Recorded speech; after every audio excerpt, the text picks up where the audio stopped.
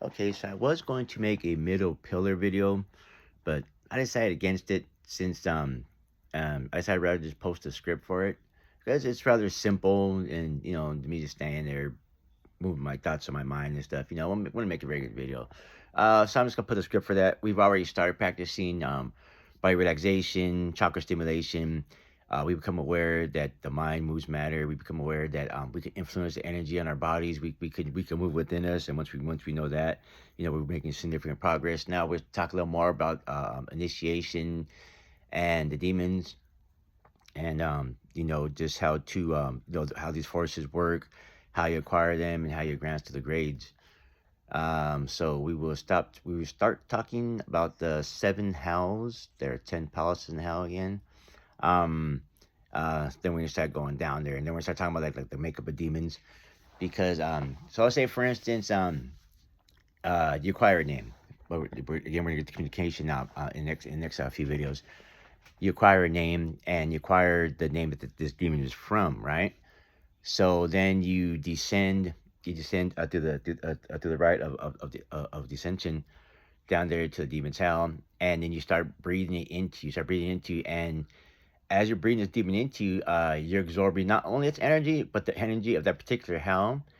And once you complete your call, you you achieve equivalence of form, not only with the demon but with that particular hell, and each hell corresponds to a grade of initiation. And so once you achieve equivalence of form with the grade, you now have that degree. And then that's how you go down to the grades, right? And the further down you go, the higher your grade, and the more your third eye opens, and the more you start experiencing everything, right? And then so the demons and the spheres themselves are it's kind of tricky, because the Gnostics they called the eons both realms and beings. This is true. So it's like, the greater the demon, the more it has inside it. The more demons it has inside it. All the servitors, they come with it. So once you call this up, you're bringing all those into you, and then the archdemons, they pretty much, they're like they're damn near the sphere, and all the demons under them, and all that, they have them inside their bodies. And you then become, once you call your demon, you then become a walking temple, because you now have not only your own human consciousness, you now have the consciousnesses of all the demons that live inside you. So then you become a walking realm, and so because they're fourth dimensional beings beyond space and time. So it's true that people have pictures, and the spirits indwell these pictures, because to them, it's not a two-dimensional piece of paper. It's actually a realm, and then so it's interesting, and for someone who's new to this stuff, you're like, it sounds kind of crazy, but that's how this shit's true, because this shit can't be made up, and yeah. So then you become a temple, and you become a walking realm, essentially. And so once you start acquiring the names of some of the demons, the servitors rather, of the demon which you're working with, you can send them on missions. You acquire their names, their offices, their powers, and then you can send them out. You'll start seeing their images in their mind at first, until you can see them physically, and talk to them audibly. You will start seeing you'll start seeing their faces in your mind. I believe I talked about it before. How when the demon first shows up, it'll just be the face, no neck, and sometimes you see the head. Now, at first, you probably won't just see the face, and then you see if it has horns or a helmet or something. And these forms they take are expressive of their nature. So like, if you see like a demon with he has four wings, and he's holding a sword or something. The four wings will they express its nature. So four wings will symbolize like he's swift in nature, and martial in character, with the sword. And then depending on their nature, that's how that's how they appear. You really can't read a book by its cover. Humans are the same. Their body takes the shape of their etheric body. Their etheric body is the shape of their nature. Therefore, they are expressed physically, and their physical appearance is an expression of what they are. So if you see someone that's evil, they probably are. If you see someone that looks fat and jovial, they probably are. You know, there's you know, there may be a lot of other elements involved that may you know, affect their nature. You know, loss, happiness, stuff like that. You know, so they won't always adhere to their nature, but essentially you'll see what they look like. You know, and you can read them by looking in their eyes. We're gonna get to that too. The eyes, that's something else. You know, they're the windows to the soul, so they say. And I'm gonna tell you some crazy shit about the eyes later, and I'm gonna show you some crazy shit later about that. But you know, for now, we're just learning about the nature of these entities and those of each hell. You know, and then once you work at them, you progress that power. Okay, so we have if we have there, and the Gehenna is the first house close to the earth.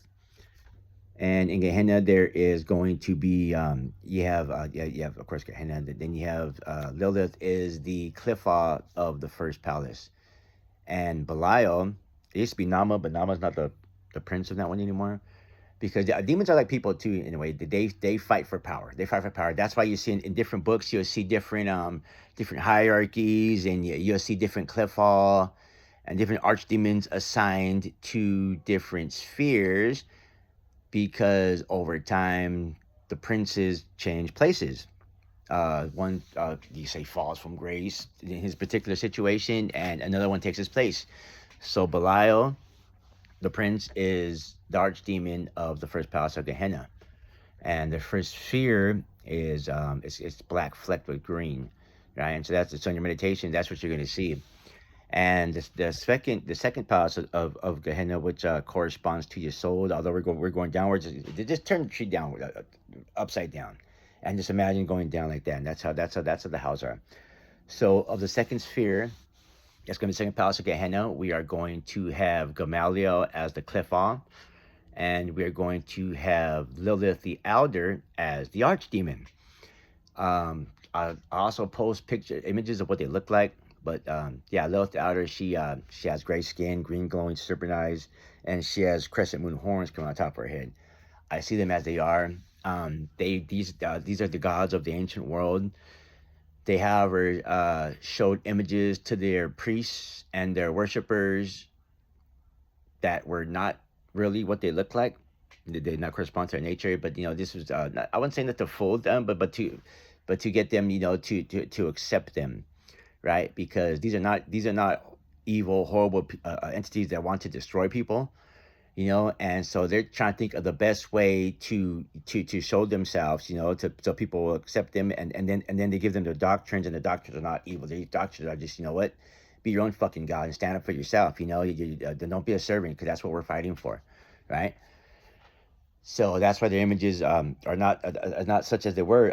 Let's take Baal for example. Sometimes so Baal, in his ancient images, he'd be standing a tall man. He might have some symbols like a tef crown on. Tef crown is one of the crowns of Egypt.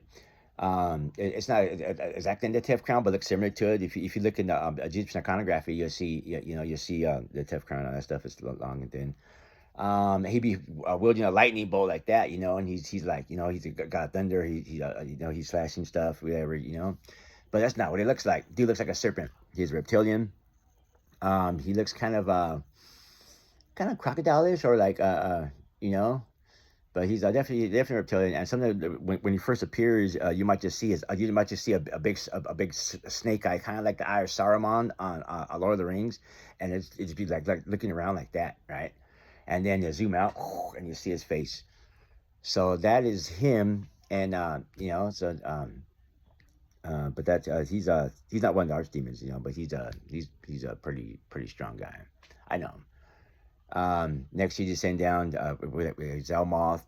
You have Samael HaQliphot, because then you have the Prince Samael of Sheol, of the second palace. However, you know, these guys got the same name, but Samael HaQliphot is different. Again, I'm posting images, and then you have Balberith. Balberith is archdemon of Zelmoth. Then we descend. We then go down to Sharmoth. From Sharmoth, we have Arab Zerek. Arab Zerek appears like a raven. We have Asmodeus. Asmodeus looks like a demonic crocodile. You know, and these are the images as they look. And a lot of people may see them differently because I see them how the fuck they are. Next we go down to the Qliphotic, the Qliphotic Tifereth, which we don't call this, we just call them spheres. We don't use just Shod and Kokma and all that stuff. That's those guys. Also, we don't use the correspondences. We don't use planetary hours and then that stuff as I expressed before.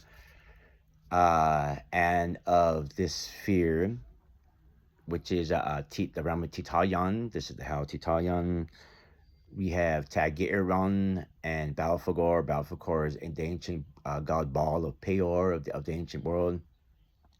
Balfagor is the name that he prefers to go by. He looks like a viper. He has like horns going straight from the back top of his head. Next, we descend to Bereshakath. Bereshakath, we have Galohab, and we have my brother Astaroth. Astaroth is in the ancient world protected as a female and the consort of Baal. However, there are no male and female sexes in hell, or the spirit world rather. They're expressions of energy, right? And so it prefers the appearance of a male, although depending on how an entity or force is acting, it could be considered male or female, right? Positive, negative, all that good stuff. Next, we go down to Abaddon. Abaddon, we have Gal Shekala, and we have Lucifer. Lucifer Drafakal. Everybody knows Lucifer Drafakal, a three-horned dude, tricorn, who is called in Voodooism. Three-horned one, that's what it means. And then we descend below the what's commonly called the abyss, but what is actually not the abyss, as I've expressed before. It's just the first level of the abyss, because there are 3 levels of the abyss. The first one is Ha Tohu. The prince of Ha Tohu is Dumas. His name means silence, and he looks pretty cool. I'll just send you a picture, right? It's hard to explain it. So then once we go down Ha Tohu, we get to Ha Tehom, which is the second level of the abyss. And here are the 3 palaces of Sheol. The 3 palaces of Sheol, the prince of the first palace, or rather the sub-prince, because Qliphot are, again, they're many, but they're one. They're commonly called like cohorts, but they all just live inside one demon. And so the Qliphot / sub-ruler of the first palace of Sheol is Satariel. Satariel, he looks kind of cool. He has like a golden helmet on, and the prince, the ruler of the first palace of Sheol, is Ishet Zenonim. Ishet Zenonim looks exactly like Medusa. This is the Gorgon. There are 3 Gorgons. Greek mythology. There's a lot of truth in Greek mythology. The Greeks knew more than people think. It's not mythology, because they actually went down and they worked with these forces, these powers. And so the Gorgon Medusa is based on Ishet Zenonim, the woman of woman of whoredom. And whoredom just means going after other gods. That's what Yahweh be like. Oh, you're whoring around with the it means not serving him. It means serving other gods. And then so that's Ishet Zenonim. Then we descend down to the second palace of Sheol, and there we find Agiel as the sub-ruler. I prefer calling them sub-rulers. Qliphot works too, and the prince, archdemon / ruler of the second palace of Sheol is Samael. Samael, viper. The name means venom of God. And then we go down to the third palace of Sheol, which is the Qliphotic Kether. Again, we do not use Kether or those names. And the princes here are Thaumiel and Satan Moloch. Satan Moloch is the archdemon and prince of Etzmoth, tree of death. And he looks pretty cool. And so Alistair Crowley, he said that, or he would teach rather, that Satan Moloch was Satan and Moloch, 2 entities fighting in contention against the unity of Kether. But that's not true. Satan Moloch is a title. It means king adversary, and that's why he is the king adversary of the third palace of Sheol. He's like the prince of the tree of death. They are princes of the abyss, below Ha Tehom, below the palace of Sheol in Ha Tehom Rabbah. But that is something for another day. And so these are the cohorts, the Qliphot slash Qliphot, and the princes slash archdemons of the 10 palaces of hell. We get to the colors of the hells, the portal symbols, how to descend to them. And we will begin carving their power. We will begin achieving equivalence of form with the particular hell we're working with, and achieving grades of initiation, advancing in power and presence. Hail Satan.